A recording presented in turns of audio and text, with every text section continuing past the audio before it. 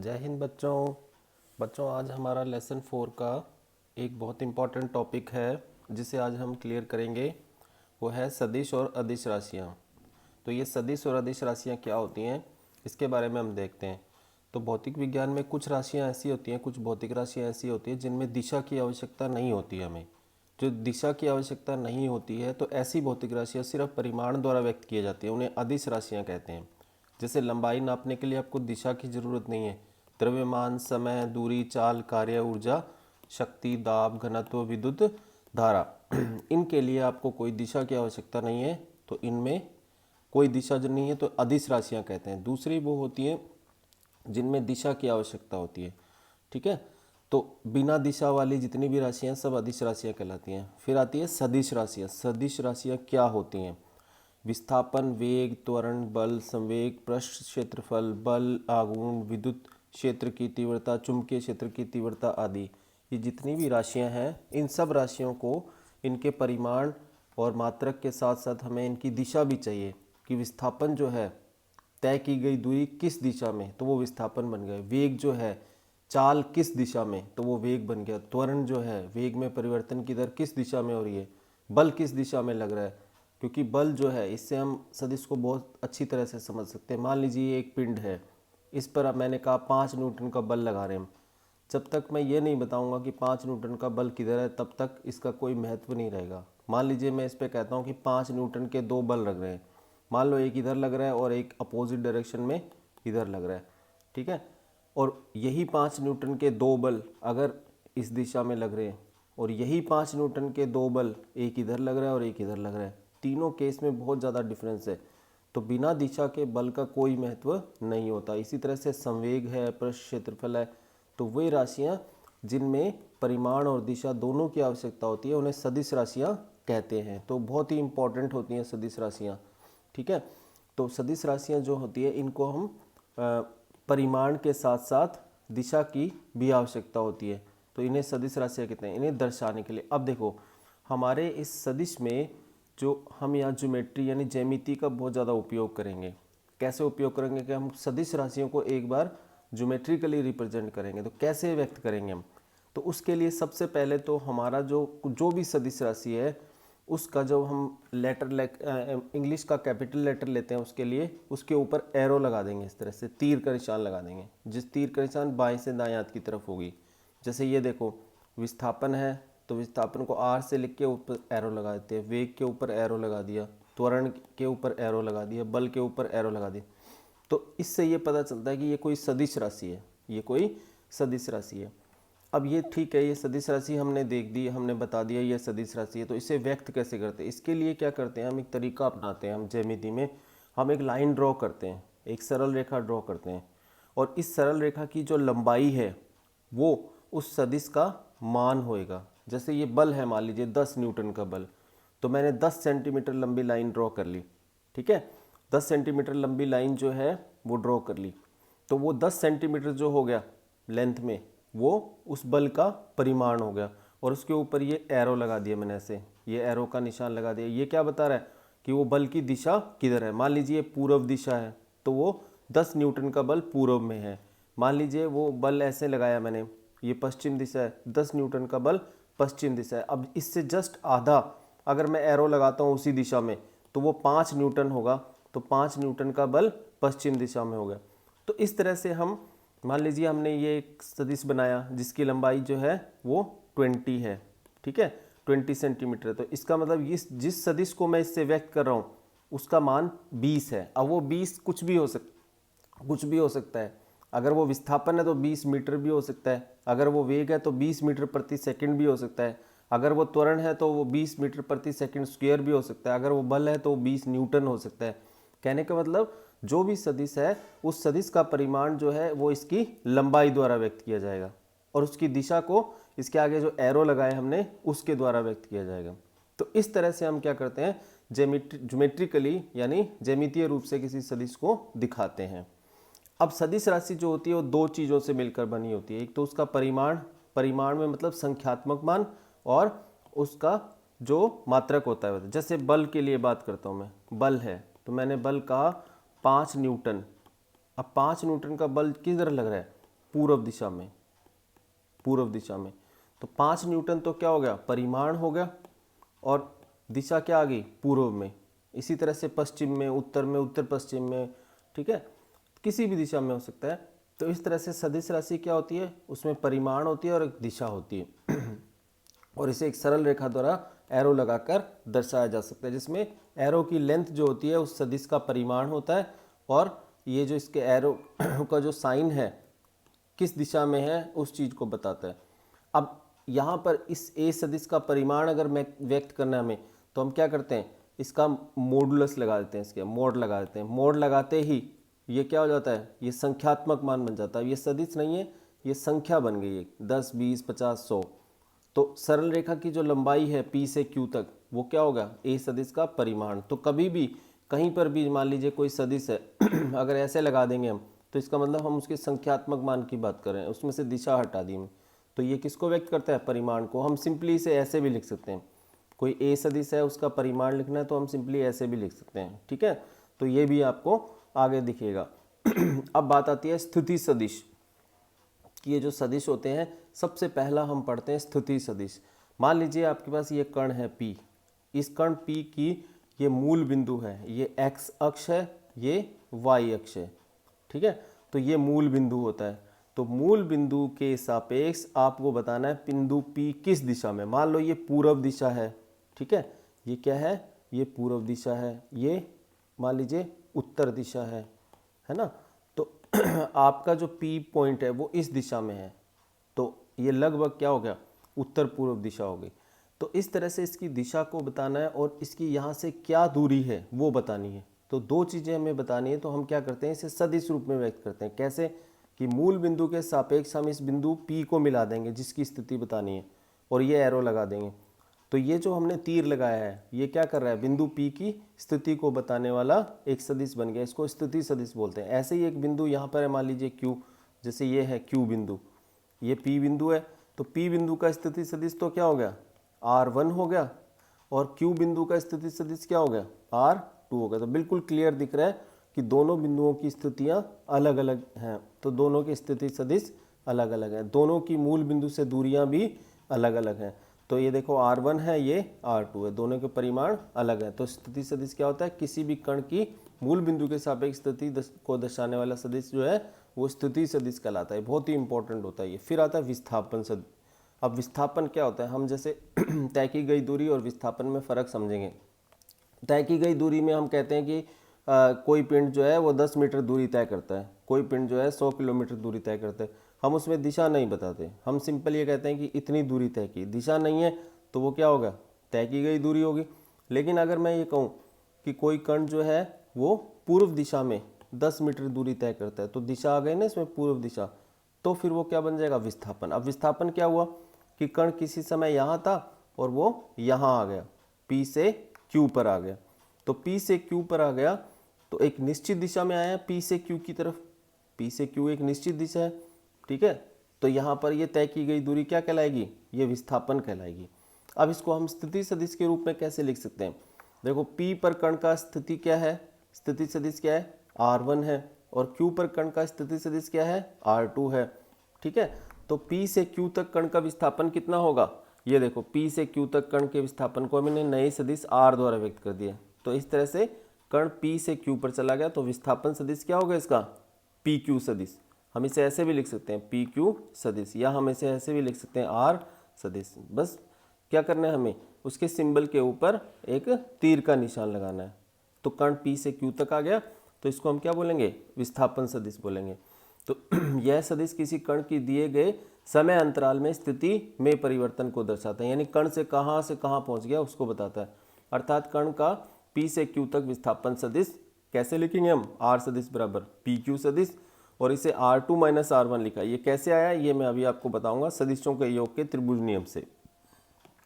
तो देखो यहाँ पर कण द्वारा तय की गई दूरी PQ तथा विस्थापन R सदिश परिमाण में बराबर है, परंतु विस्थापन R में कण की गति की दिशा का भी ज्ञान होता है। इस बात का मतलब क्या हुआ, इस बात का मतलब ये हुआ कि मान लीजिए मैं कहूँ P से Q तक की दूरी, तो दूरी में सिर्फ दूरी आ गया कि दूरी कितनी है, 1 सेंटीमीटर, 2 सेंटीमीटर, 5 सेंटीमीटर, 10 सेंटीमीटर, जो भी है। लेकिन विस्थापन में क्या है, 5 सेंटीमीटर तो है ही, P से Q तक की दिशा भी है। तो विस्थापन में दिशा भी होती है और तय की गई दूरी में दिशा नहीं होती है। अब आते हैं सदिशों के प्रकार, जैसे कि मेनली सदिश जो होते हैं अगर हम देखें ओरिएंटेशन के हिसाब से तो दो होते हैं। एक ध्रुवीय सदिश होता है। ध्रुवीय सदिश किससे बोलते हैं? जैसे एक कण से प्रारंभ होकर हमने एक सदिश ड्रॉ किया है, ठीक है, किसी भी दिशा में, जैसे कण से प्रारंभ करके, एक बिंदु से प्रारंभ करके, तो इस तरह से एक निश्चित दिशा में सरल रेखा के अनुदिश जब कोई सदिश होता है उसे ध्रुवीय सदिश कहते हैं। जैसे हम सिंपली विस्थापन, वेग, त्वरण वगैरह लिखते हैं, ये सब ध्रुवीय सदिश होते हैं, ठीक है। विस्थापन, वेग, त्वरण, बल आदि ये सब के सब ध्रुवीय सदिश हैं। ये सरल रेखा द्वारा ऐसे व्यक्त किए जाएंगे। अब दूसरे होते हैं अक्षीय सदिश। अक्षीय सदिश कैसे होते हैं? आगे चल करके हम दो सदिशों का सदिश गुणा देखेंगे, ए सदिश क्रॉस बी सदिश। तो इस रूप में जो भी सदिश होते हैं, या फिर मान लीजिए कोई कण गति कर रहा है किसी वृत्त पथ पर, वक्र पथ पर, किसी तल में, जैसे ये तल है, इस तल में कोई कण किसी अक्ष के परिध चक्कर लगा रहा है, अक्ष के परिध, इस तल में कण किसी अक्ष के परिध चक्कर लगा रहा है। तो इस तरह की जो गति होती है, उस गति में, उसको हम क्या बोलते हैं? उस गति को हम रोटेशनल मोशन बोलते हैं, ठीक है।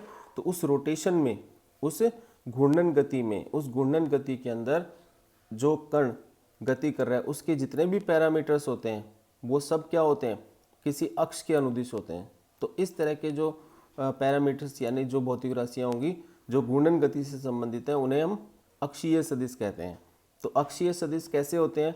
जैसे कोणीय विस्थापन हो गया, कोणीय विस्थापन थीटा से व्यक्त होता है। इसी तरह से कोणीय वेग हो गया, कोणीय वेग हो गया जिसे हम ओमेगा से। इसी तरह से कोणीय त्वरण हो गया, कोणीय त्वरण, इसको हम किससे? अल्फा से व्यक्त करते हैं। इसी तरह कोणीय संवेग हो गया, कोणीय संवेग, इसे हम जे से व्यक्त करते हैं। इसी तरह से बल आघूर्ण हो गया, बल आघूर्ण, ये भी क्या है? अक्षीय सदिश है, क्योंकि इनमें सब में सदिशों का सदिश गुणा हो रहा है, ठीक है। तो दो तरह के सदिश हो गए, एक ध्रुवीय सदिश हो गया और एक अक्षीय सदिश हो गए। इन दोनों सदिश को हमें याद रखना है। फिर उसके बाद में आता है सदिशों के प्रकार। कितने तरह से हम सदिशों को जानते हैं?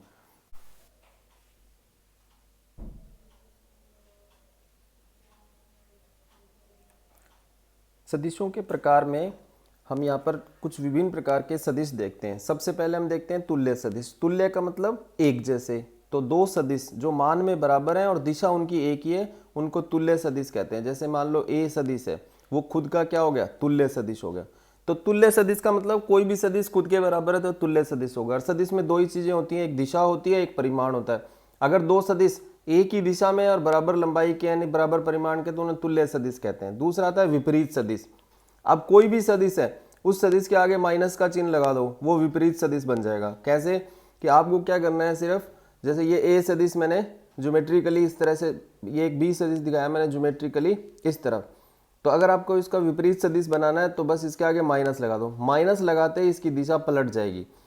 सदिशों में माइनस चिन्ह जब लग जाता है किसी सदिश के आगे तो उसकी दिशा जो होती है वो 180 डिग्री कोण पर मुड़ जाती है। अब देखो ये विपरीत हो गया, पहले इसकी दिशा किधर थी? बी सदिश की दिशा इधर थी, तो माइनस बी सदिश क्या हो गया? उसके जस्ट विपरीत दिशा में हो गया, इस तरफ।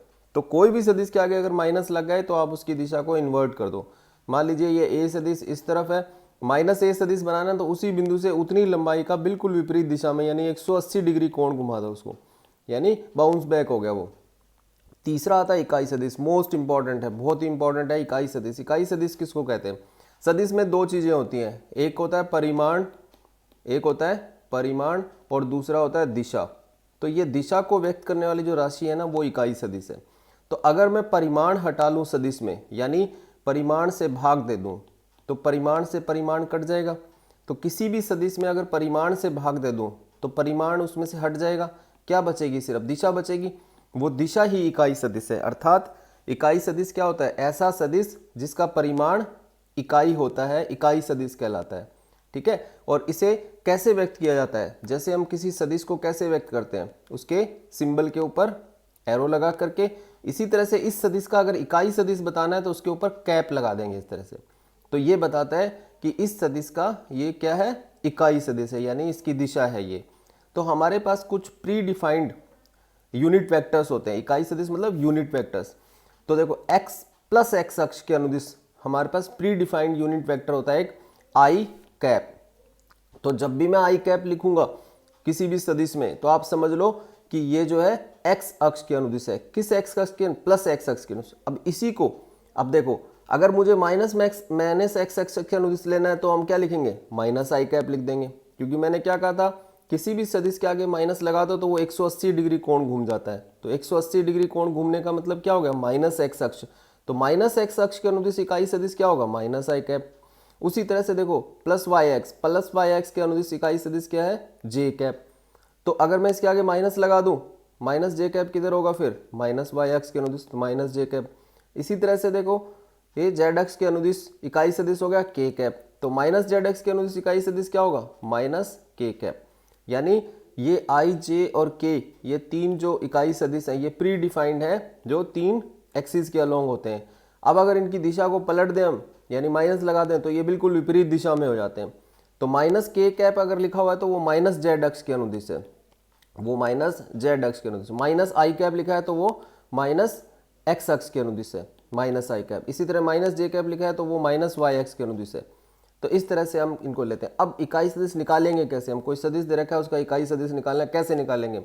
सिंपल तरीका है, आप उस सदिश में उसके परिमाण से भाग दे दो तो इकाई सदिश है। अब आप कहोगे परिमाण कैसे निकालेंगे? परिमाण निकालने का तरीका भी आपको आगे चल के बताऊंगा कि कैसे परिमाण निकाल। अभी सूत्र याद करना है, इकाई सदिश बराबर क्या होता है? सदिश बटे उसका परिमाण। तो ये देखो इकाई सदिश का सिंबल लगा दिया हमने, उसके कैप लगा के, सदिश बटे उसका परिमाण।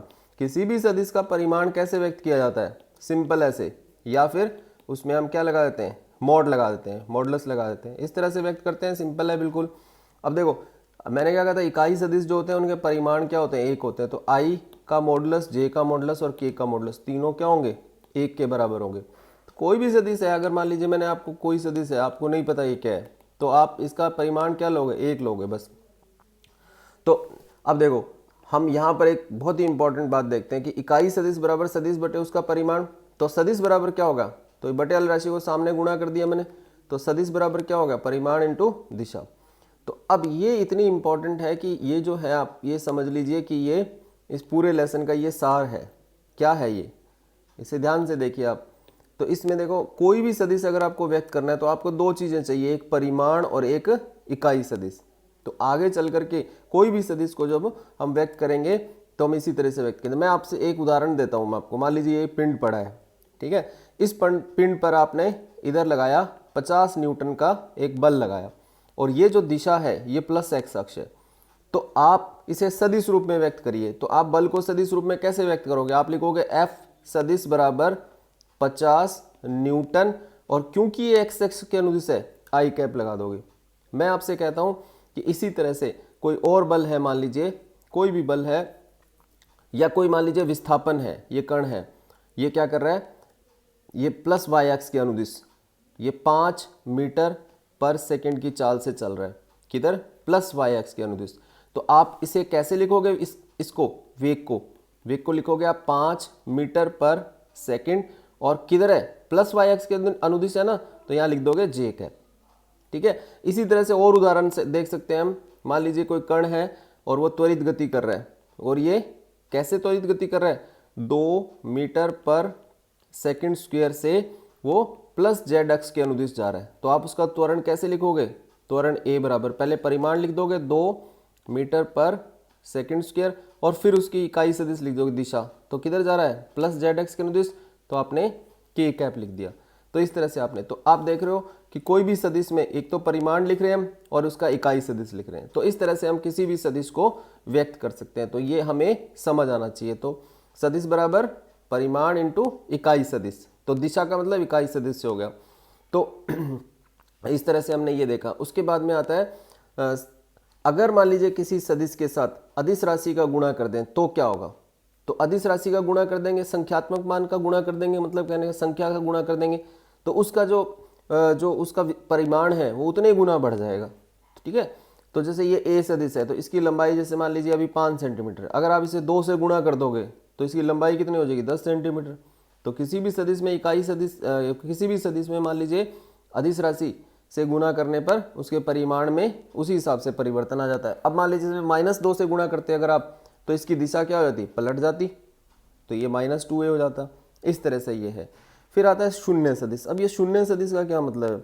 शून्य सदिश तब आता है जब हमको दो तुल्य सदिशों का अंतर निकालना होता है। तो जैसे एक सदिश a है, दूसरा a है, दोनों तुल्य हैं, तो a सदिश में से a सदिश घटाना है तो कुछ नहीं बचेगा, 0 बचेगा। लेकिन हम जानते हैं कि सदिशों को जोड़ने और घटाने पर जो रिजल्ट आता है वो सदिश राशि होती है, लेकिन यहाँ तो शून्य आ रहा है तो हम शून्य को एक सदिश राशि मान लेते हैं, तो उसे हम शून्य सदिश बोलते हैं।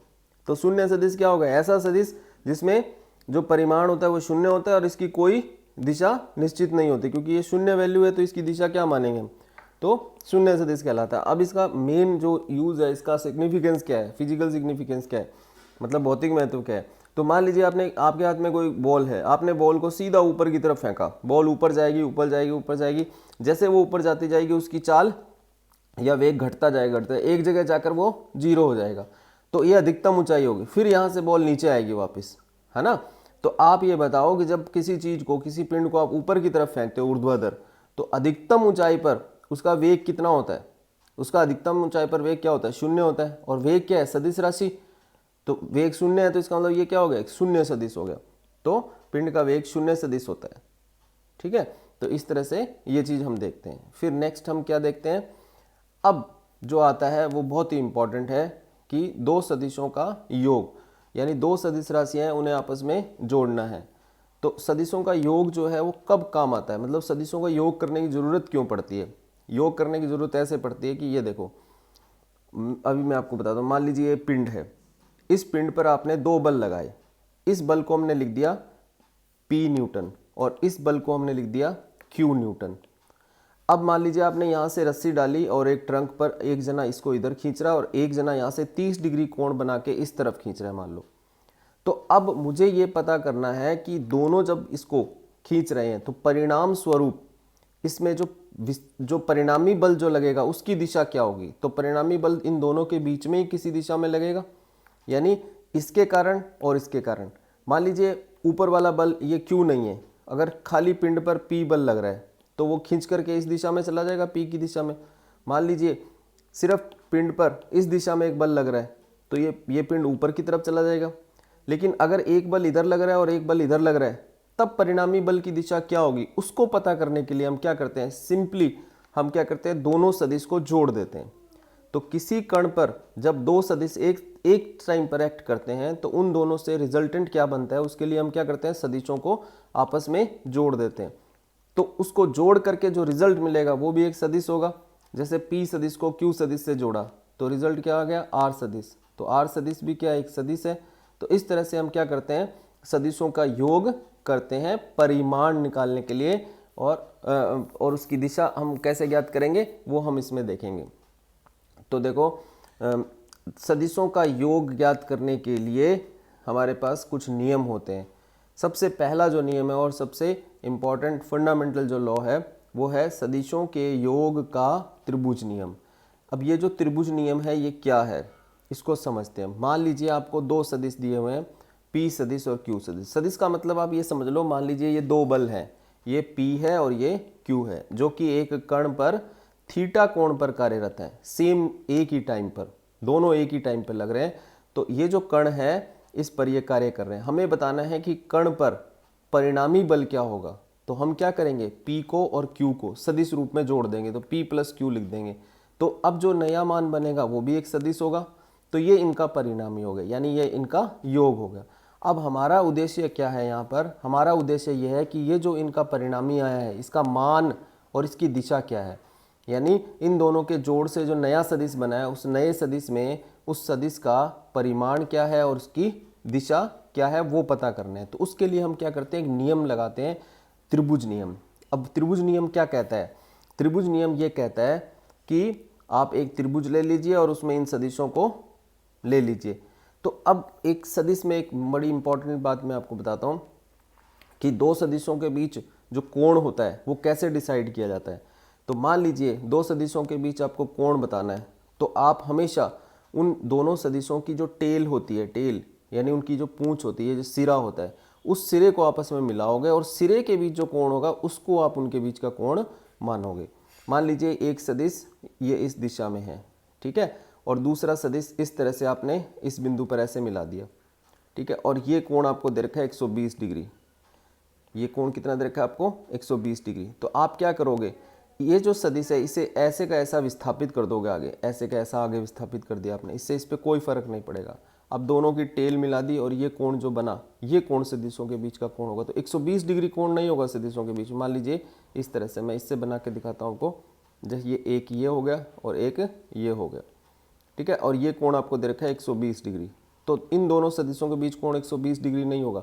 आपको ऊपर वाले सदिश को नीचे की तरफ लाना पड़ेगा, ऐसे ला करके दोनों की टेल एक पॉइंट पे मिलाओगे। अब जो ये कोण बन रहा है इनके बीच में, ये इन दोनों सदिशों के बीच का कोण होगा।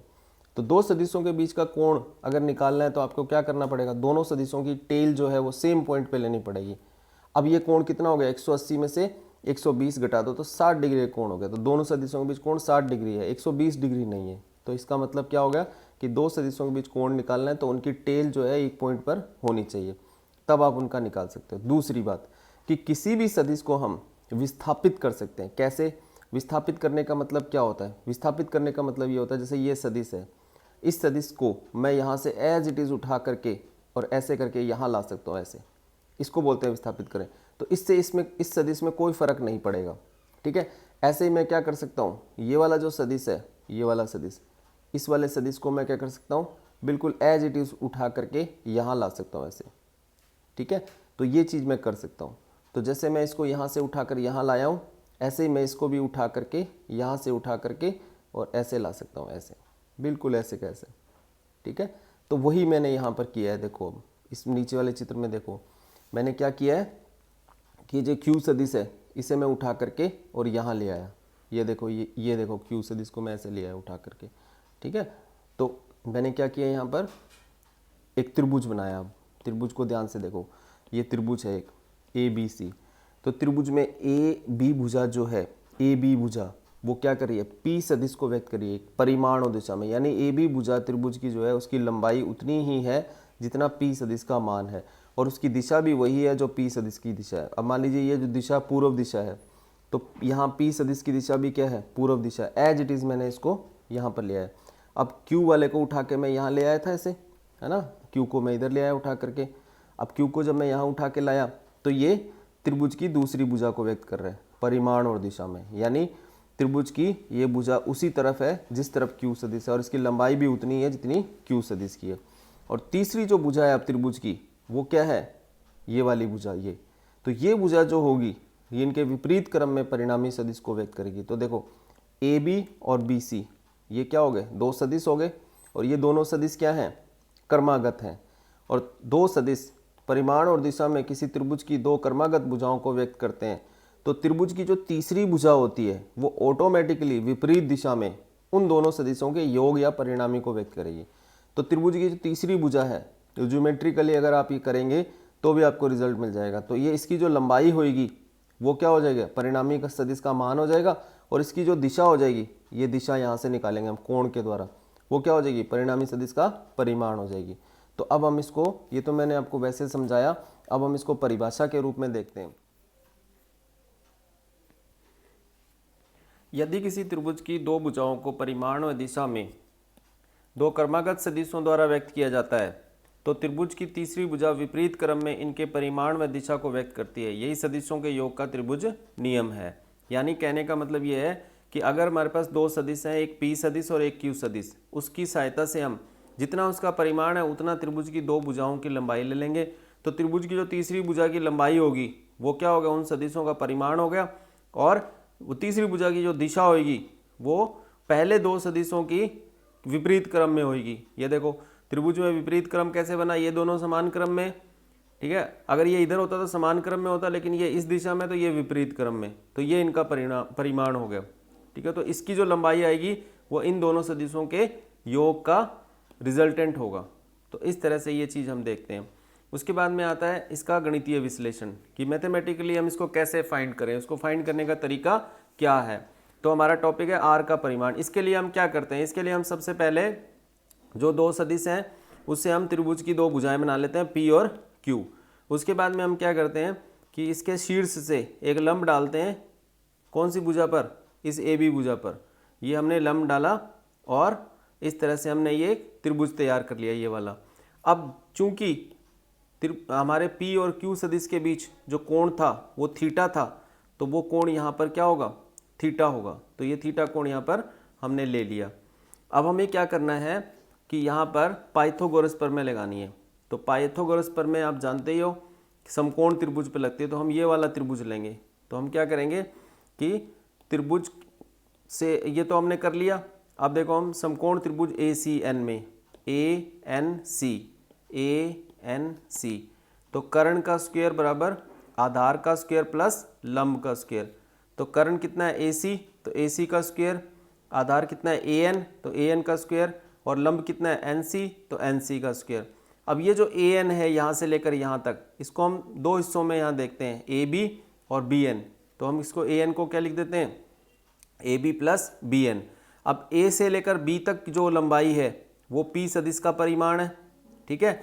और B से लेकर C तक जो लंबाई है वो Q सदिश का परिमाण है। और A से लेकर C तक की जो लंबाई है वो परिणामी R सदिश का परिमाण है। अब हमें नहीं पता तो सिर्फ BN नहीं पता और CN नहीं पता, ये हम पता कर लेंगे। तो वो कैसे पता करेंगे, पहले हम यहाँ मान रख देते हैं। यहाँ पर बताए P का परिमाण जो है वो P के AB के इक्वल है, R का परिमाण AC के इक्वल है, और Q का परिमाण जो है भुजा BC के इक्वल है। अब उसके बाद में हमें क्या करना है, ये मान उठा करके हम क्या करेंगे, AN का यहाँ रख दिया मैंने, देखो AB प्लस BN रख दिया, AN की जगह AB प्लस BN रख दिया। ये रखने के बाद में अब हमने क्या करना है, अब हमने ये पता करना है कि BN और CN की मान क्या है, किस रूप में, हमें P, Q और R के रूप में और थीटा के रूप में चाहिए ये मान। तो इस समकोण त्रिभुज में देखो, इस समकोण त्रिभुज में ये आधार है BN और ये कर्ण है। तो आधार बटे कर्ण क्या होता है, cos थीटा। तो मैंने देखो BN बटे BC को cos थीटा लिख दिया। हमें BN चाहिए तो BC को हम ऊपर ले जाएंगे। तो BN बराबर क्या हो जाएगा, BC cos थीटा। और BC कितना है, Q लंबाई है। B से C तक की लंबाई किसकी बराबर है, Q जो हमारा इसके परिमाण के बराबर है, सदिश Q के परिमाण के बराबर। तो ये चीज़ हो गया। तो BN भुजा क्या होगी, Q cos थीटा होगी।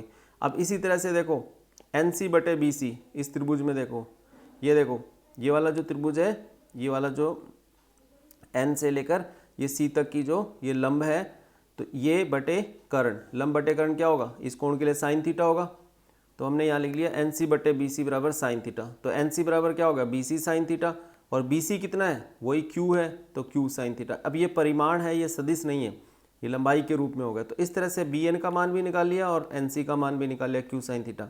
तो अब हमेशा याद रखो कि किसी समकोण त्रिभुज में किसी कोण के लिए जो आधार की लंबाई होती है वो होती है कर्ण cos थीटा, और जो लंब की लंबाई होती है वो होती है कर्ण साइन थीटा। चलो ये तो हम बाद में भी देख लेंगे। तो अब हम क्या करते हैं, ये दोनों मान जो हमने निकाले हैं वो क्या करेंगे, इस समीकरण में रख देंगे। अब इस समीकरण में जब हम सारे मान रख देंगे तो देखो AC की जगह तो हम क्या रख देंगे, AC भुजा कौन सी है, ये वाली, इसकी लंबाई किसके बराबर है, R के बराबर। तो इसकी जगह R रख देंगे। AB भुजा की जगह P रख देंगे। BN भुजा की जगह Q cos थीटा, CN भुजा की जगह ये, और BC भुजा की जगह Q का मान रख देंगे। तो ये जब मान रखेंगे हम, तो ये देखो ये मान हमने सारे रख दिए। अब इस होल स्क्वायर को ओपन कर लेंगे तो क्या बन जाएगा, P square plus Q square cos square theta plus 2PQ cos theta. ये P प्लस Q का होल स्क्वायर खोल लिया और Q square sine square theta यहाँ आ गया। अब ये देखो, इसको ध्यान से देखो, इसको और इसको देखो ध्यान से, यहाँ से दोनों से Q स्क्वायर कॉमन आ रहा है और अंदर क्या बच रहा है, cos square plus sine square theta. और cos square theta plus sine square theta कितना होता है, 1 होता है, ठीक है ना। ट्रिग्नोमेट्री आइडेंटिटी से इसका मान 1 होता है। तो ये 1 हो जाएगा, तो P square plus Q square plus 2PQ cos theta आ जाएगा। तो हमारे पास R स्क्वायर बराबर क्या आ गया, हमें R का मान चाहिए, तो हम स्क्वायर हटाएंगे तो इधर रूट लगा देंगे। तो R बराबर क्या बन गया, देखो root P square plus Q square plus 2PQ cos theta. अब यहाँ पर देखो हमारे पास दो सदिश थे, एक P सदिश और एक Q सदिश। उन दोनों सदिशों का हमें क्या निकालना था, जोड़ का मान निकालना था। तो जोड़ का मान ये आ गया, यानी उन सदिशों का परिणामी जो होता है R, उसका मान ये हो गया। ये संख्यात्मक मान आ गया, ये सदिश नहीं है, संख्यात्मक मान है, जो किस पर निर्भर कर रहा है, P सदिश के मान पे, Q सदिश के मान पे, और P और Q सदिश के बीच जो कोण है उस पर। तो अगर P और Q दो सदिश फिक्स हैं और हम अगर उनको एक ही दिशा में ले लें, P को और Q को एक ही दिशा में ले लें, तो इनके बीच कोण कितना होगा, 0। तो थीटा का मान 0 होगा, तो R का मान क्या हो जाएगा, अधिकतम हो जाएगा। आगे हमने अभी देखा है, अब ये P का मान और Q, वही P और Q उतने ही उतने हैं, लेकिन कोण 90 डिग्री कर दूं तो मान चेंज होगा। अब वही P है वही Q है, लेकिन कोण 180 डिग्री तो मान चेंज हो जाएगा। इसका मतलब ये हुआ कि दो सदिशों के योग में सबसे इंपॉर्टेंट चीज़ क्या है उन दोनों सदिशों के बीच? कोण। कोण अगर बदल देंगे तो उसका मान बदल जाएगा। अब इसके बदल करके हम देखते हैं हमने किस तरह से किया है। तो यह दो सदिशों के योग का मान हो गया। सदिशों के बीच कोण थीटा का मान बदलने पर आर का मान बदल जाता है। अब कैसे कैसे बदलता है देखो, केस देखें। मान लो P और Q दोनों सदिश क्या है, एक ही दिशा में, तो इनके बीच कोण कितना होगा? 0 हो गया। P भी इधर ही है, Q भी इधर ही है, तो इनके बीच कोण क्या होगा? 0 होगा। अब cos 0 क्या होता है? फिर सूत्र में रखेंगे ना, तो cos 0 का मान 1 होता है। तो देखो हमने मान रख दिया p² + q² + 2pq, और cos 0 की जगह क्या हो गया? 1 हो गया। तो हमारे पास p² + q² + 2pq क्या होता है? p + q का होल स्क्वायर होता है। तो इसको हम क्या लिख सकते हैं?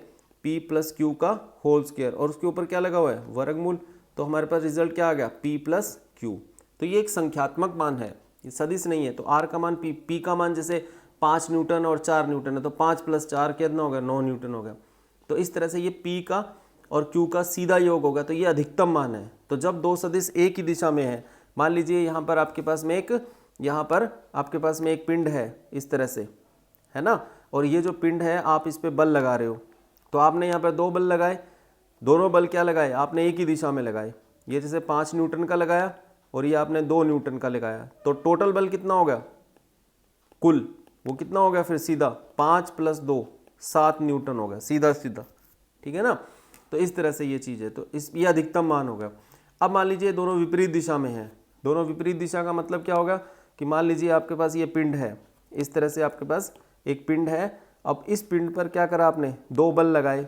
एक बल आपने किधर लगाया? इधर 5 न्यूटन का, और बिल्कुल विपरीत दिशा में आपने 2 न्यूटन का बल लगाया। तो अब इसमें परिणामी क्या होगा? वो क्या होगा? 5 - 2 यानी 3 न्यूटन हो जाएगा, और ये क्या हो जाएगा? मिनिमम मान हो जाएगा। तो यही चीज़ यहाँ पर की है इसने। वैसे भी हमें पता है कि 2 बल विपरीत दिशा में लगेंगे तो परिणामी क्या होगा? कम ही होगा। लेकिन अगर हम या गणितीय विश्लेषण से देखें तो इनके बीच कोण 180 डिग्री होगा। तो सूत्र में हमें क्या रखना पड़ेगा? cos 180 डिग्री, और cos 180 डिग्री का मान -1 होता है। तो p² + q² + 2pq cos 180 degree यानी -1, तो वो माइनस यहाँ आ गया। ये देखो यहाँ प्लस होता है ना हमेशा, तो यहाँ माइनस आ गया। अब ये किसका मान है? ये p - q का होल स्क्वायर का मान है। p - q का होल स्क्वायर का रूट है, तो होल स्क्वायर से रूट कट जाएगा, तो p - q बच जाएगा। तो इस तरह से ये आ गया। तो r का मिनिमम वैल्यू होगा। तो इसका मतलब दो सदिशों में उनके योग का अधिकतम मान तब होता है जब वो दोनों सदिश एक दिशा में हो, और उनका न्यूनतम मान तब होता है जब वो विपरीत दिशा में हो। ये चीज़ ये बता रहा है। तीसरा जो केस है, इंपॉर्टेंट केस है, इसमें क्या होता है? दो सदिश जब लंबवत होते हैं, एक p सदिश और q सदिश, वही लंबवत 90 डिग्री कोण पर है। तो 90 डिग्री कोण पर है तो थीटा का मान 90 डिग्री, cos 90 डिग्री कितना होगा? 0। तो p² + q² + 2pq cos 90 degree. cos 90 degree कितना है? 0। तो ये पूरा स्टेप 0 हो जाएगा। तो क्या बचेगा? सिर्फ अंडर रूट में सिर्फ p² + q² बच जाएगा। तो ये बहुत बार यूज होता है, इसे अच्छी तरह से याद रखना। अब हमने r का मान तो निकालिए, अब r की दिशा क्या होगी उसका कैसे पता करें? r की दिशा हम कैसे निकालेंगे? अब दिशा पूर्व, पश्चिम, उत्तर, दक्षिण या ऐसे तो कोई दिशा है नहीं यहाँ पर, तो हम दिशा कैसे निकालेंगे? हमें जो सदिश दिया हुआ है p या q, इन दोनों सदिशों को हमें पता है कि ये किस दिशा में है। तो हम क्या करेंगे? r की दिशा इसी के हिसाब से पता कर लेंगे कि p जिस तरफ है उससे r जो है कितने कोण पर है। तो दिशा का मान हम यहाँ कोण के हिसाब से निकालेंगे। तो हम क्या कर लेते हैं कि माना जो परिणामी r सदिश है वो p सदिश से अल्फा कोण बनाता है, यानी हमको पता है p सदिश किस तरफ है ना, तो उससे अल्फा कोण पर हम ये मान लेते हैं कि r सदिश है। तो हमने क्या करा फिर? यहाँ उसी सूत्र, हम उसी ऊपर वाले डायग्राम में जाते हैं, इस वाले डायग्राम में, ये जो डायग्राम है, और यहाँ पर हम ये शो कर देते हैं कि ये जो कोण है ना, ये वाला जो कोण है, ये कोण हमारा अल्फा जो हमने माना है, माना परिणामी सदिश जो है p सदिश से अल्फा कोण बना है। तो इसमें आप समकोण त्रिभुज, उसी समकोण त्रिभुज में ANC में tan अल्फा निकालते हैं। तो tan अल्फा क्या होगा? लंब बटे आधार। क्या होगा? लंब बटे आधार। तो लंब कितना है? NC, और आधार कितना है? AN। तो वही चीज़ यहाँ पर की है हमने। तो NC बटे AN। अब NC तो NC है, AN को क्या लिख देंगे हम? AB + BN। और NC और BN के मान हमें पता है कितना है? NC क्या है? NC तो लंब है, और लंब क्या होता है? कर्ण sin थीटा। और ये क्या था? आधार। आधार क्या होता है? कर्ण cos थीटा। ये मान हमने पीछे निकाल रखे हैं, वो मान हमने यहाँ रख दिए। तो इस तरह से tan अल्फा का मान हमारे पास आ गया। तो जब इन राशियों के मान रखेंगे तो tan अल्फा का मान हमें मिल जाएगा, उससे हमें अल्फा पता चल जाएगा। जैसे एग्जाम्पल के लिए बताता हूँ, से मान लीजिए 10 अल्फ़ा का मान 10 अल्फ़ा का मान, जैसे मान लीजिए 10 अल्फ़ा का मान आपका आ गया √3 आ गया, तो इसका मतलब अल्फ़ा का मान कितना हो गया 60 डिग्री हो गया। ठीक है, इसी तरह से 10 अल्फ़ा का मान मान लीजिए 1/√3 आ गया, तो अल्फ़ा का मान कितना हो जाएगा, अल्फ़ा का मान कितना हो जाएगा 30 डिग्री हो जाएगा। ठीक है, इसी तरह से 10 अल्फ़ा का मान 1 आ गया, तो इसका मतलब अल्फ़ा का मान कितना होगा 45 डिग्री होगा। तो इस तरह से आप देख सकते हो। ठीक है ना, तो इस तरह से ये मान आप देख सकते हो। आई बात समझ में। तो नेक्स्ट देखो अब, तो यहाँ पर अल्फ़ा का मान हम 10 को उठा के इधर ले गए, 10 इनवर्स का मान ये होगा। अब देखो यदि P व Q परस्पर लंबवत है, ये एक इम्पॉर्टेंट कंसेप्ट है, तो थीटा का मान कितना होगा, यदि P और Q परस्पर लंबवत तो थीटा का 90 डिग्री होगा। अतः परिणामी सदिश R जो है P से बनाया गया कोण कितना होगा, तो ये कोण हम यहाँ निकाल के दिखा रहे हैं, स्पेशल केस है एक। तो यहाँ पर साइन 90 डिग्री तो एक हो गया, लेकिन P + Q cos 90 degree, cos 90 degree कितना होता है 0, तो क्या बच गया यहाँ पर Q/P बच गया। तो 10 अल्फ़ा बराबर Q/P। अगर दो सदिश लंबवत हैं तो परिणामी सदिश जो होगा P के साथ जो कोण बनाएगा वो इससे निकाल लेंगे हम सीधा Q/P करके। Q/P का मतलब क्या होगा कि ये P सदिश है, ये Q सदिश है, तो परिणामी जो होगा वो ऐसे होगा, और वो P के साथ जो एंगल बनाएगा अल्फ़ा, उसके लिए 10 अल्फ़ा बराबर Q/P होगा। बस। अब एक इम्पॉर्टेंट चीज़ देखो कि यदि परिणामी R जो है P के साथ 90 डिग्री के कोण पे, यानी आपको कहता है कि दो सदिश हैं P सदिश और Q सदिश, और इनका जो परिणामी है वो क्या करता है P सदिश से 90 डिग्री कोण पर है, तब क्या होगा, तो अगर वो 90 डिग्री कोण पर है तब क्या होगा, तब आप ये लिख सकते हो कि P + Q cos थीटा बराबर 0 होएगा मान। ये वाला जो सूत्र है ना, इसमें इस सूत्र के अंदर ये जो P + Q cos थीटा है, इसका मान कितना होगा, इसका मान 0 हो जाएगा। क्यों, क्योंकि ये अल्फ़ा का मान 90 डिग्री रखेंगे तो 10 90 डिग्री कितना होता है इन्फिनिटी, और इन्फिनिटी कब बनता है, अनंत कब बनता है, जब कोई राशि बटे 0 हो। तो इसका मतलब ये बटे वाली राशि जो है P + Q cos थीटा कितनी होगी, ये 0 हो गई। तो P + Q cos थीटा 0 हो गई, तो P को उठा के इधर ले आए, तो Q cos थीटा बराबर -P होगा, तो cos थीटा बराबर क्या होगा -P/Q होगा। तो ये इंपॉर्टेंट चीज़ है, इसे याद रखना, इस पर बहुत सारे न्यूमेरिकल्स बनते हैं। ठीक है, अब ये एग्जाम्पल देखते हैं हम कि किसी पिंड पर 2 न्यूटन और 3 न्यूटन के दो बल कार्य करते हैं, लेकिन अलग अलग कोणों पर हैं। तो अलग अलग कोणों पर हैं, तो अलग अलग कोण होने पर परिणामी सदिश जो होगा उसका परिमाण अलग अलग आया। तो आपने वो इसके लिए और इसके तीनों के लिए अलग अलग परिमाण निकालने, तो वो हम करते हैं। तो हमारे पास P का मान, जैसे हमने इसको P मान लिया और इसको Q मान लिया, तो P का परिमाण 2 न्यूटन हो गया, Q का परिमाण 3 न्यूटन हो गया, और थीटा इनके बीच में 60 डिग्री कोण हो गया। तो सिंपल हम वो सूत्र लगाएंगे, ये वाला सूत्र। ठीक है, तो R बराबर P² + Q² + 2PQ cos theta. Theta कितना दे रखा है 60 डिग्री, P और Q के मान हमने ये मान लिए, तो मान रखा हमने, मान रख करके इसको सॉल्व किया, तो R का मान हमारे पास क्या आ गया √19 आ गया। ठीक है, यहाँ पर cos 60 डिग्री का मान कितना होता है 1/2 होता है।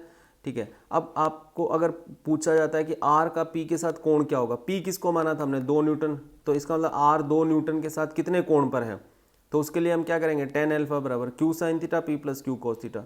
तो Q का मान 3 है, साइन 60 डिग्री, 2 + 3 cos 60 डिग्री। इसको सॉल्व किया हमने, तो यहाँ सॉल्व किया तो देखो साइन 60 डिग्री का मान क्या था √3/2 होता है, और cos 60 डिग्री का मतलब क्या होता है 1/2 होता है। तो यहाँ पर क्या आ गया, ऊपर 3 √3/2, और नीचे क्या हो गया ये 2 + 3/2। इसका लघुत्तम ले लिया, लघुत्तम लिया तो क्या आ गया 2 लघुत्तम आ गया, तो 2 दूनी 4 + 3, 4 + 3 7, 7/2 हो गया नीचे। ठीक है, ये 2 ऊपर चला जाएगा, तो इस 2 से 2 कट जाएगा। ठीक है, तो क्या बच गया 3 √3/7 बच गया। तो हमारे पास 10 अल्फ़ा का मान कितना आ गया, इतना आ गया। तो अब हम अल्फ़ा का मान कितना बताएंगे, इसको उठा के इधर ले आएंगे 10 को, तो 10 इनवर्स हो जाएगा ये। ठीक है, इनवर्स फंक्शन बोलते हैं, ये हमारे पास अल्फ़ा का मान आ गया। अब आप कहोगे तो ये डिग्री में तो आया नहीं, 30 डिग्री 60 डिग्री 90 डिग्री ऐसे तो कुछ आया नहीं, कोई बात नहीं, ये अल्फ़ा का जो मान आया है एज इट इज़ हम इसको रख देंगे। दूसरे क्वेश्चन में क्या है, P और Q के बीच अपने को 90 डिग्री का कोण दे रखा है, तो 2 का स्क्वायर 3 का स्क्वायर 2 × 3 और cos 90 डिग्री। cos 90 डिग्री कितना होता है 0, तो ये पूरा पद 0 हो जाएगा। तो हमारे पास क्या रिजल्ट आ जाएगा, R बराबर √2 का स्क्वायर 3 का स्क्वायर। इसको सॉल्व किया तो ये कितना हो गया 9 और 4 13, √13 आ गया। तो इसका मतलब जब लंबवत है तो जो परिमाण आएगा √13 आ जाएगा। और कोण कितना बनेगा रिजल्टेंट का, जो रिजल्टेंट है वो P के साथ कितना कोण बनाएगा Q sin theta P plus Q cos theta. तो साइन 90 डिग्री रख दिया, तो आपको पता था Q बटे P होता है इसका मान, तो 3/2 आ गया। तो अल्फा का मान क्या होगा, 10 को उठा के इधर लेंगे तो 10 इनवर्स 3/2 हो जाएगा। तीसरा जो है उसमें 120 डिग्री का कोण है इनके बीच में, 120 डिग्री का कोण है तो सूत्र में मान रखेंगे। तो cos 120 डिग्री कितना होता है, याद रखो cos 120 डिग्री का मान होता है -½ तो अब इसको सॉल्व कर लेंगे, ये 4 हो गया, ये 9 हो गया, 2 गुणा 3 और -½ आ गया, तो ये -½ यहाँ आ गया, तो माइनस का ये चिन्ह यहाँ आ जाएगा। तो ये क्या बन गया, 12 से 6 कट गया, 13 - 6 तो क्या आ गया, 7 आ गया। तो R का मान क्या होगा, √7 न्यूटन। तो इस तरह से दो सदिश, दो बल जो है 120 डिग्री पर हैं, तो उनका जो परिणामी जो रिजल्टेंट आया वो इतना आ गया। अब अगर अपने से कोण और पूछता है कि इसका जो परिणामी होगा R वो P से कितना कोण बनाएगा, तो वो मान लिया वो कोण अल्फा है, तो tan अल्फा बराबर Q sin theta P plus Q cos theta. तो साइन 120 डिग्री का मान कितना होता है, √3/2 होता है और 2 + 3, और कॉस 120 डिग्री का मान कितना होता है, -√½ होता है, अभी हमने देखा ही था ऊपर। अब हमने इसको सॉल्व कर लिया, तो √3/2, तो ये क्या हो गया 4/3, 2 से 2 कट हो जाएगा, √3/3 इतना आ गया। तो यहाँ से tan अल्फा का मान ये चीज़ बन गई। जिस तरह से सदिशों के योग का त्रिभुज नियम होता है, सेम वैसे ही सदिशों के योग का समांतर चतुर्भुज नियम होता है। तो मान लीजिए हमारे पास में दो सदिश हैं, एक सदिश P है और एक सदिश Q है, यानी दो बल हैं, एक P और Q है जो किसी कण पर कार्यरत हैं, ठीक है। तो अब हमें Q को शिफ्ट करने की जरूरत नहीं है, हमें Q को यहाँ लाने की जरूरत नहीं है, हम जैसा पड़ा है एज इट इज रहने देंगे और इसका एक समांतर चतुर्भुज बना लेंगे। समांतर चतुर्भुज जानते हो आप, जिसमें क्या होता है, ऐसा चतुर्भुज जिसके आमने सामने की भुजाएं समांतर और बराबर होती हैं। तो हम Q को क्या करेंगे, Q का सेम एज यहाँ पर एक भुजा ले लेंगे और P के बिल्कुल समांतर एक भुजा यहाँ ले लेंगे, तो ये समांतर चतुर्भुज बना दिया देखो हमने।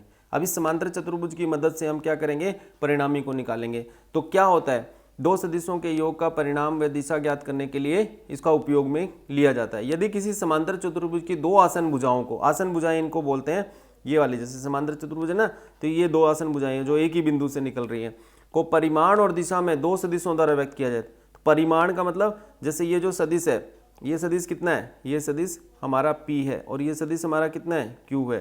तो P सदिश का जो परिमाण है वही इस भुजा की लंबाई है, P सदिश की जो दिशा है वही इस भुजा की दिशा है, Q सदिश का जो परिमाण है वो इस भुजा की लंबाई है और Q सदिश की जो दिशा है वो इस भुजा की दिशा है।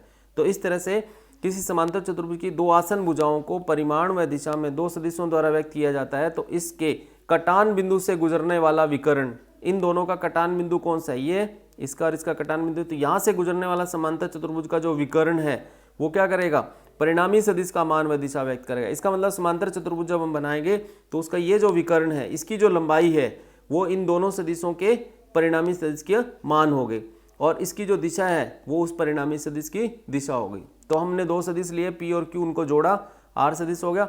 तो त्रिभुज नियम से भी कर सकते थे और समांतर चतुर्भुज से। समांतर चतुर्भुज नियम को जब हम सॉल्व करेंगे तो त्रिभुज नियम की तरह ही काम करेगा। अब हम क्या करेंगे, यहाँ भुजा AB जो है, A से लेकर B तक की, ये P सदिश का परिमाण होगा और AD और BC यानी A से D तक और B से C तक, क्योंकि ये समांतर चतुर्भुज है तो आमने सामने की भुजाएं क्या होंगी, बराबर लंबाई की होंगी। जितना A से D तक की लंबाई है उतना B से C तक की लंबाई होगी। तो इसका मतलब AD बराबर BC बराबर क्या होगा, Q, और AC बराबर क्या हो गया, R। A से C तक जो ये विकर्ण है ये परिणामी को व्यक्त करता है जो R के बराबर है। अब इसका मान कैसे निकालेंगे, मान निकालने का वही तरीका है जो त्रिभुज नियम में किया था, सेम एज वैसा ही है। हम क्या करेंगे, इस शीर्ष से एक लंब डालेंगे, इस भुजा पे लंब डालेंगे, ये N बिंदु पर गिरा लंब, हमने इसको A B N C सब के सब वही हमने सिंबल्स रखे ताकि हम एज इट इज कर सकें। अब हमें क्या करना है कि हमारे पास में ये जो यहाँ से यहाँ तक की जो ये P है और ये वाला हमारे पास Q है, तो ये भी हमारा Q हो गया, और ये जो B से N तक ये जो दूरी है इसको हम क्या बोलेंगे, इसका मान हमने निकाला था पीछे, इसका मान कितना था, Q cos थीटा, और यहाँ से लेकर यहाँ तक की जो दूरी थी ये कितनी थी, ये Q sin थीटा। कैसे निकाला है वो हम अभी देख लेते हैं। सबसे पहले हम क्या करते हैं कि हमने ये जो भुजा है, इस भुजा की लंबाई इस भुजा के बराबर मान ली, Q मान ली, इस भुजा की लंबाई P मान ली, इस भुजा की लंबाई R मान ली, और ये दोनों भुजाओं की लंबाई निकालनी हमने, तो वो हम बाद में निकालेंगे। सबसे पहले हम समकोण त्रिभुज लेते हैं, ये वाला, इस समकोण त्रिभुज में ये हमारा क्या हो गया, कर्ण हो गया। तो कर्ण का स्क्वायर बराबर आधार का स्क्वायर प्लस लंब का स्क्वायर। अब कर्ण का स्क्वायर बराबर आधार का स्क्वायर प्लस लंब का स्क्वायर। अब आधार जो है इसको हम डिवाइड कर लेते हैं दो हिस्सों में, ए से बी तक और बी से एन तक। ए से बी तक तो हमें पता है पी के बराबर है, लेकिन बी से एन हमें नहीं पता, ठीक है। और इसी तरह से एन से सी ये भी हमें नहीं पता। तो हम क्या करेंगे, ये समकोण त्रिभुज चूज करेंगे और इस समकोण त्रिभुज में पहले हम आधार बटे कर्ण निकालते हैं। तो इस समकोण त्रिभुज में देखो साइन थीटा निकाल लेते हैं, चलो लंब बटे कर्ण निकाल लेते हैं। तो साइन थीटा बराबर लंब बटे कर्ण हो गया। तो लंब बराबर क्या हो गया, कर्ण साइन थीटा हो गया। और बी सी का मान कितना है, बी से सी तक भुजा क्यू है तो इसकी जगह क्यू साइन थीटा लिखते। तो सी एन का मान कितना होगा, क्यू साइन थीटा होगा।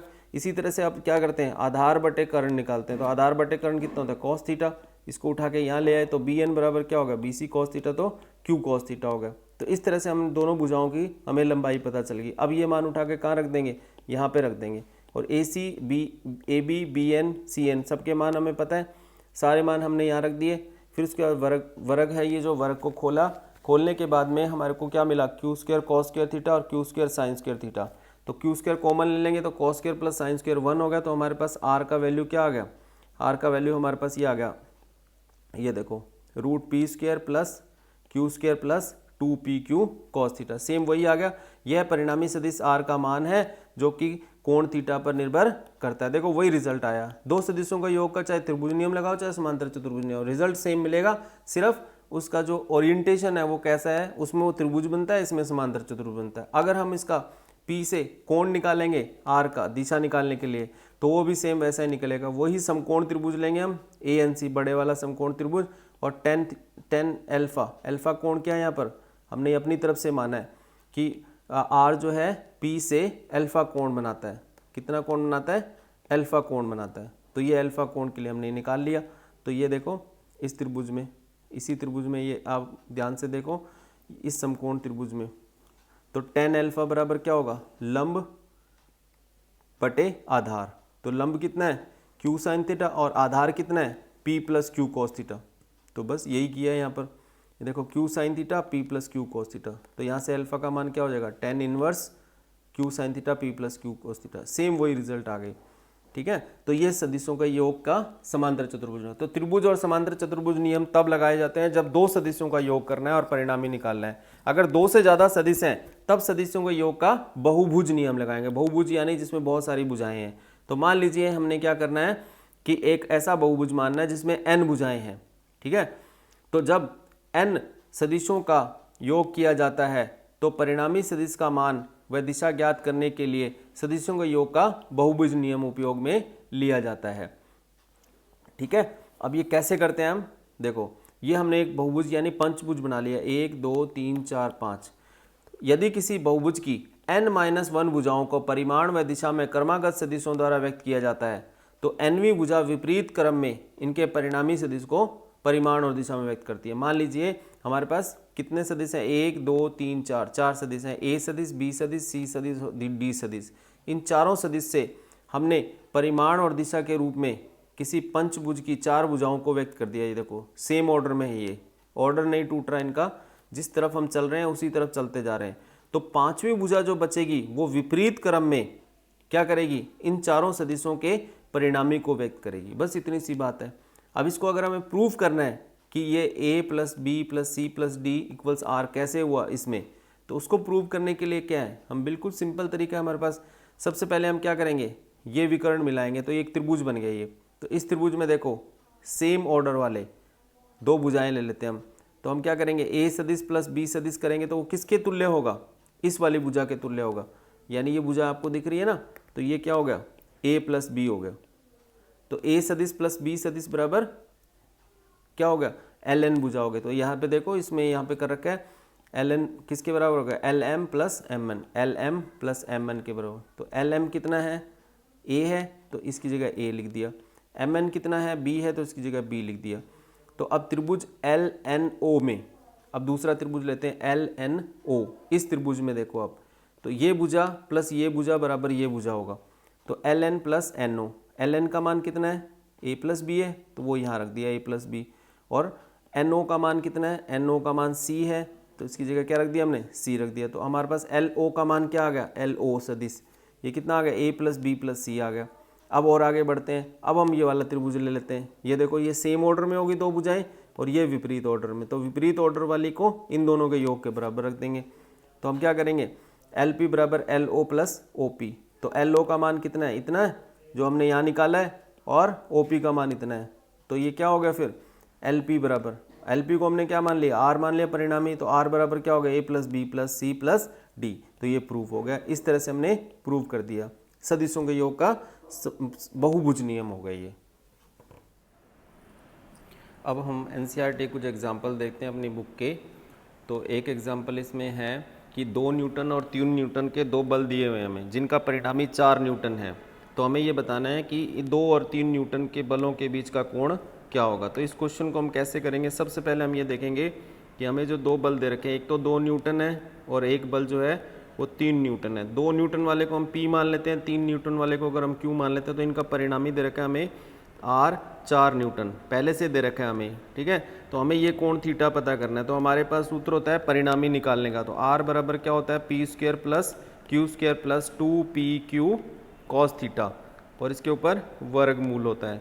अब दोनों तरफ स्क्वायर कर दो, तो P square plus Q square plus 2PQ cos theta आ गया।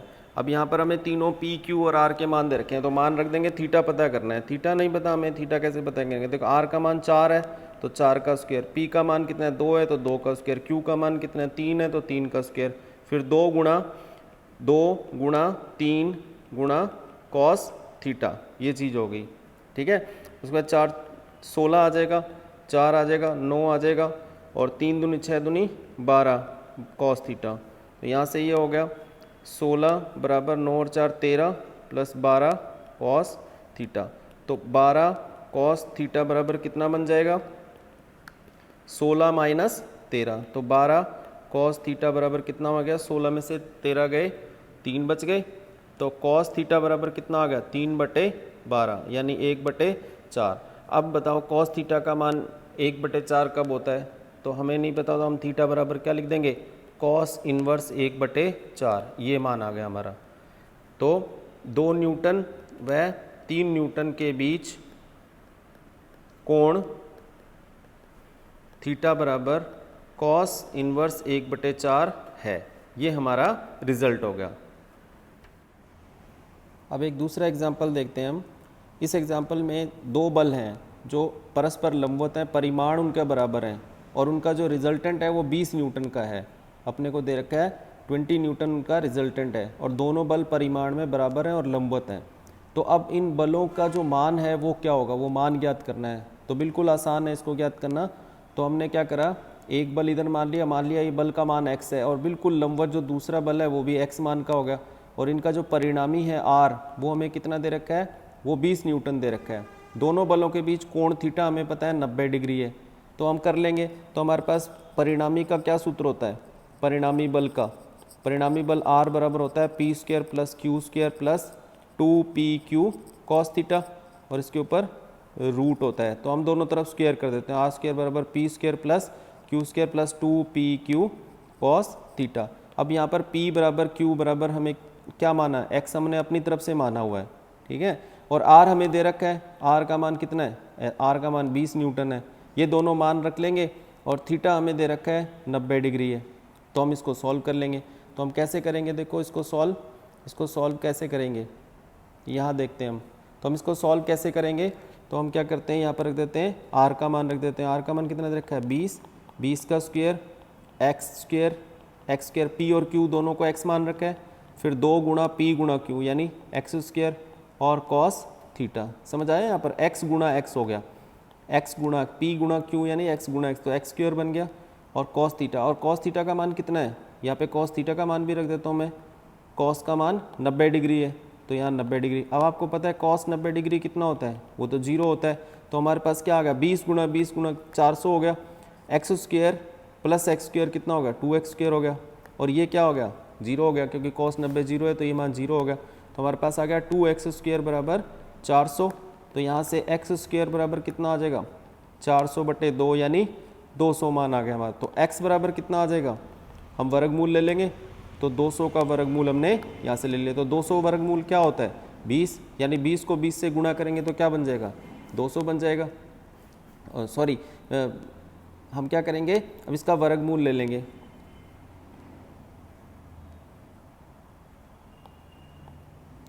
तो यहाँ पर हम क्या करेंगे, इसका वर्गमूल ले लेंगे। तो x बराबर क्या आ जाएगा, 200 का वर्गमूल। तो 200 को क्या लिख सकते हैं हम, 200 को ऐसे लिख सकते हैं। तो ये कितना हो जाएगा, 10√2 न्यूटन हो जाएगा। तो हमारा आंसर क्या आ गया, x बराबर 10√2 न्यूटन। तो इसका मतलब P बल जो है और Q बल जो है परिमाण में कितना हो गए, उनका मान कितना हो गया, 10√2 न्यूटन हो गया। बस, तो इस तरह से ये रिजल्ट आ गया हमारे पास। हमारा नेक्स्ट क्वेश्चन है, 4 बल निम्न प्रकार कार्यरत हैं। 4 बल दे रखे हैं हमें, एक पूर्व दिशा में है, एक उत्तर दिशा में है, एक पश्चिम दिशा में है और एक दक्षिण दिशा में है, और चारों बलों का परिणामी हमें ज्ञात करना है। तो इसके लिए सबसे पहले हम 4 दिशाएं बनाएंगे। 4 दिशाएं बनाएंगे तो हमें पता है कि इधर क्या होता है, पूर्व होता है, इधर क्या होता है, पश्चिम होता है, और इधर क्या होगा, इधर उत्तर हो जाएगा, और इधर क्या हो जाएगा, दक्षिण हो जाएगा। तो ये चीज़ तो हम जानते हैं। अब हमें क्या करना है, इन बलों को दिखाना है। तो पूर्व की ओर 30 न्यूटन है, तो यहाँ मूल बिंदु से हम पूर्व की तरफ 30 न्यूटन का बल दिखा देते हैं। इसके बिल्कुल विपरीत दिशा में पश्चिम में देखो, पश्चिम में कितना है, 50 न्यूटन। तो 50 न्यूटन पश्चिम में दिखा देते हैं, 50 न्यूटन पश्चिम में। अब आप सबसे पहले ये देखो कि हमारे पास 2 बल आ गए जो विपरीत दिशा में हैं। तो पूर्व और पश्चिम जो दोनों बल विपरीत दिशा में, तो इनका परिणामी क्या होगा, तो परिणामी क्या हो जाएगा इनका परिणामी जो होगा वो क्या होगा, बड़े में से छोटा घटा देंगे, 50 न्यूटन में से घटाया 30 न्यूटन, तो इसमें क्या आ जाएगा हमारे पास, 20 न्यूटन का बल आ जाएगा। और इसकी दिशा किधर है, बड़े बल की तरफ, और बड़ा कौन सा है, 50 न्यूटन। तो 50 में से 30 गया तो 20 न्यूटन इस दिशा में आ जाएगा। तो हमारा यहाँ पर 20 न्यूटन की दिशा क्या होगी, इसकी जो दिशा होगी वो क्या होगी, पश्चिम होगी। तो इस तरह से पश्चिम दिशा में हमें एक रिजल्टेंट मिला है जो 20 न्यूटन है। ठीक है, अब बारी आती है उत्तर और दक्षिण की। तो अब देखो, अब यहाँ पर उत्तर दिशा में 20 न्यूटन का बल है, तो उत्तर दिशा में कितना लिख दिया मैंने, 20 न्यूटन। और उत्तर के बिल्कुल दक्षिण दिशा में इधर है 40 न्यूटन, तो ये लिख दिया मैंने 40 न्यूटन।